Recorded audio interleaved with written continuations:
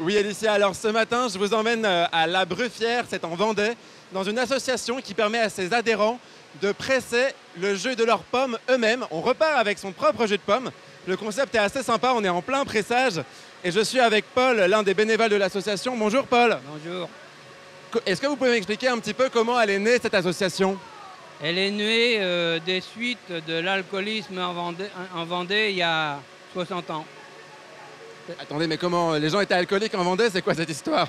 Eh bien, c'est-à-dire qu'il y avait en Vendée 62 000 producteurs qui avaient de la vigne, comparativement à l'Hérault où il y en avait 72 000, mais là-bas c'était pour le vendre, alors que chez nous c'était pour boire le vin. Il a fallu donc faire la promotion du sans-alcool, leur montrer qu'on pouvait faire autre chose avec les fruits que du vin. Voilà, exactement ça. Et alors, ici le principe, c'est-à-dire que chacun amène ses pommes, et si on n'en a pas, on fait comment?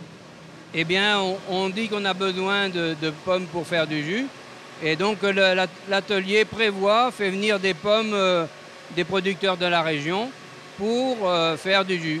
Et donc, il achète le jus à l'association. Vous pouvez m'expliquer brièvement comment est-ce qu'on fabrique le jus de pomme? Qu'est-ce que c'est que cette grosse machine derrière nous?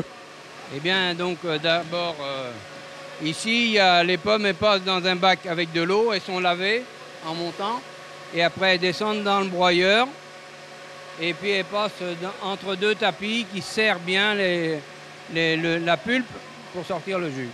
On peut aller boire le jus de pomme là-bas? Ah oui, alors vous remplissez des grosses poubelles comme ça de jus de pomme. C'est vrai que c'est assez impressionnant ça.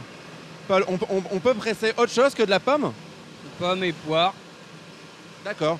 Bon, et écoutez, moi je vais apprendre tout ça.